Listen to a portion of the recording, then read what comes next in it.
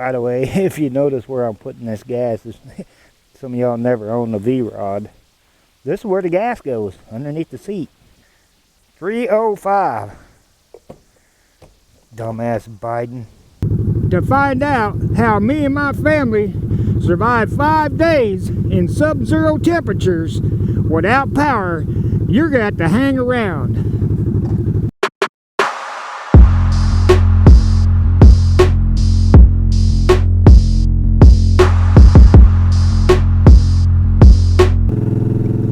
Boom! What's going on, everybody? Hope everybody's having a fantastic day. Hope everybody survived, the ice apocalypse or whatever you want to call it, snowvid or anything. We definitely did. But it was definitely rough. It was definitely rough. Some are blaming me. They said, Matt, you were bragging about wearing t-shirts. That's what you get. Well, it might have been my fault. Just never know. But it dang sure got cold here in Texas. That's for sure. So, before all y'all up north, or not all y'all, but some y'all up north go, well, it's the way it is up here. Yeah, it's the way it is up there. You choose to live there. I don't. That's the reason I don't choose to live there, is because cold weather sucks ass. Personally, I think. So, that's why I don't live up north. But you're used to that kind of thing. And I can tell you this, I'm from Michigan, and I know plenty of people down here that are from up north that lived up north their entire lives have never experienced anything what happened here last week. Plain and simple. Never experienced anything like that. Wind chill was down at one point to 120. The temperature in my house was 18 degrees. 18! And we did that for 5 days without power.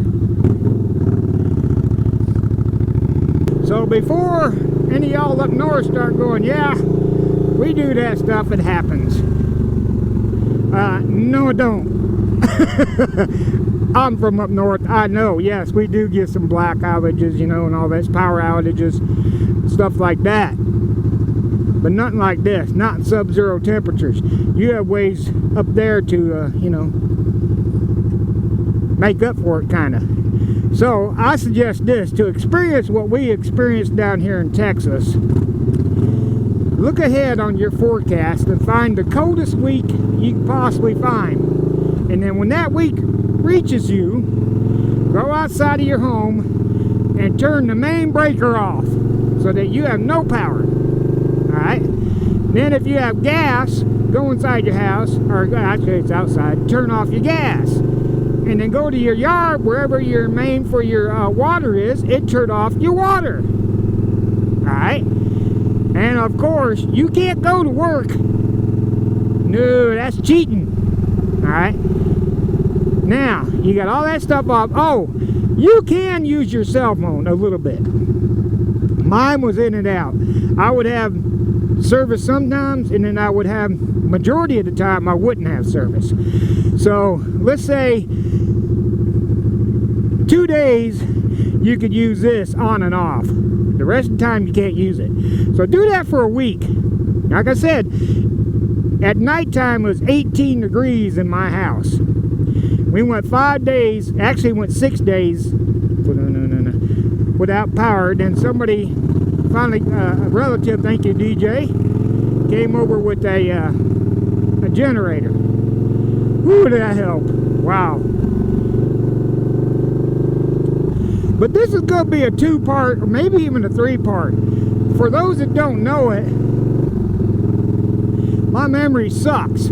So when I come up with an idea to talk about on a video, or while I'm riding, or a place to go, I run and write it down in a notebook. Because if I don't, 2 days later, I'll go, damn, I had an idea for a video. What was it? And I won't be able to remember it. So, I always write down everything in the notes. And I got a lot of notes, folks. I got a lot of notes. They were, you know, some of y'all know I'm a prepper. I thought I was ready for this. And for the most part, I was. I had really no problem other than it was colder shaving cream. Alright? It was cold inside the house. But I survived. I could have survived without the generator. I could have survived, you know, without this, that.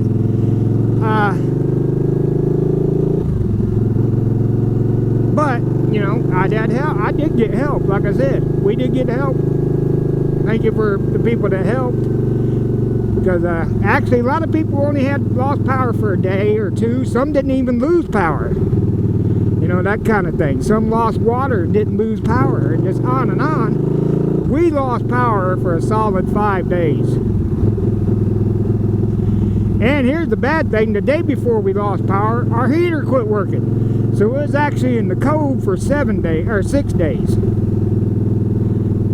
So how did we survive? Well, you'll just have to hang around for this 2-part series. There might even be a talking helmet or a talking head in this, because I'll show you some stuff that worked and some stuff that didn't work.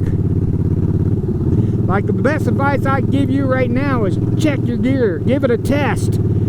Take a weekend and shut your power off. And I know your kids and your wife and shit will probably bitch at you and everything else about it.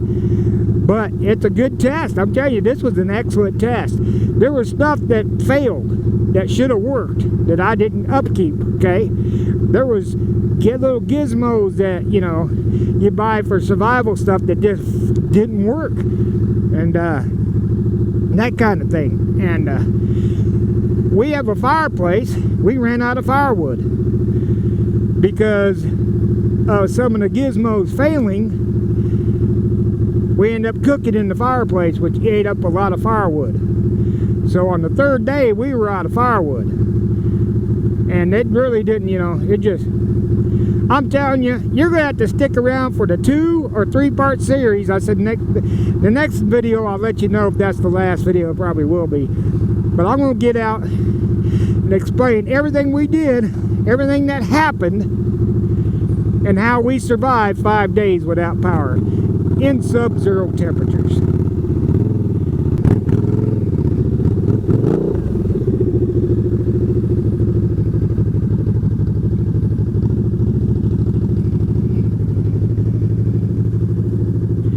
So what I'm going to do is I'm going to go inside this survival store, look for a few more things. Things I should have had.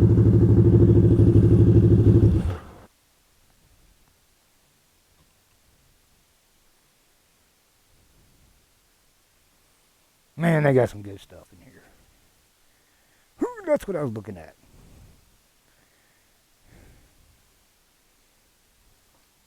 See, places like this. Hey, you don't mind if I record, do you? Okay. Oh, I have spent so much money in this damn place. I'll be back, though, to get some, just in case, right off the bat, MREs. Well, but if you have a place like this near you, if you need something quick that you can't find online, this, as far as survival goes, a place like this, a military supply store or survivalist store, is definitely a first, you know, place to check if you can't get it online, because likely they have it in one of these places. And this place, I'm going to go outside and show you the name. If you live in Temple, it's off of Adams, right west, just west of the interstate on Adams. And I had no idea for a long time that this place was here. It's just tactical gear. That's what the sign says. And Army supply store, tactical gear, 2122 West Adams, or Adams actually it just says. So if you live in the Temple area, if you need something quick, they have it. Basically what it comes down to, if you were caught up in all these outages I should say, and everything else that was going on, I hope you learned something. Alright? I hope you learned something. Because me and my family didn't have to rush to the grocery store or Walmart and clear everything off the aisles that had food on it and milk and necessities. We didn't have to do that. Didn't have to do it at all because we were ready for it. And we didn't run out just before it hit. We were ready for it, have been ready for it. Plain and simple. But this video is just to get ready for part 2 and possibly part 3 of how we survived 5 days without power in sub-zero temperatures. Are you shitting me? Idiot. What an idiot. That idiot went right up to that sign. Anyway.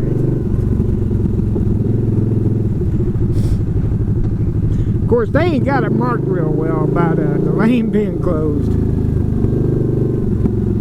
And this dummy's going to stop right here and block everybody else from going over here. What is it, Motard Day? So, be sure to click on that show more in the description and visit everybody down there and all the links that I have.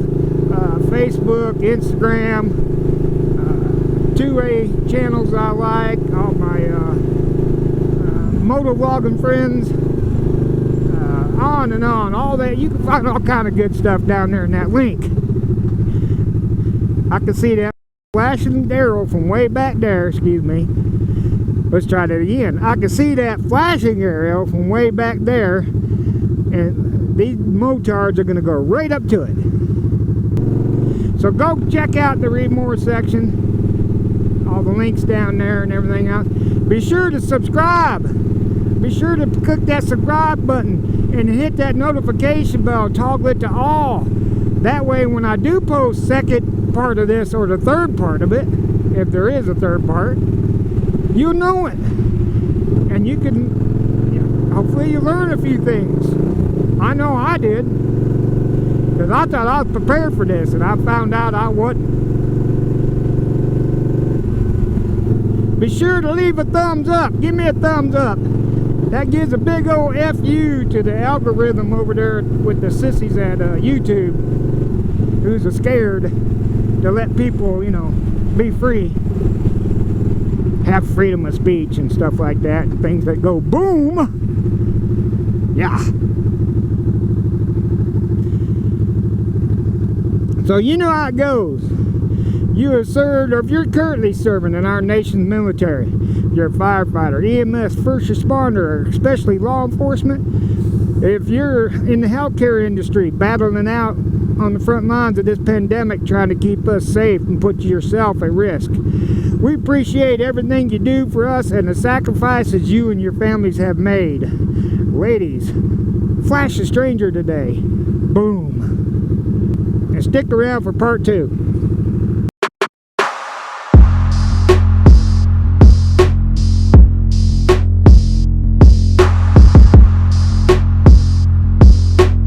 Boom! What's going on, everyone? Welcome to another motovlog. Wow! No, let's see. Boom! Wow, what a week, everybody! Wow, what a week. Some are blaming me. Wearing short shirt. Boom! What's going on, everybody? Oh, what a week. To find out how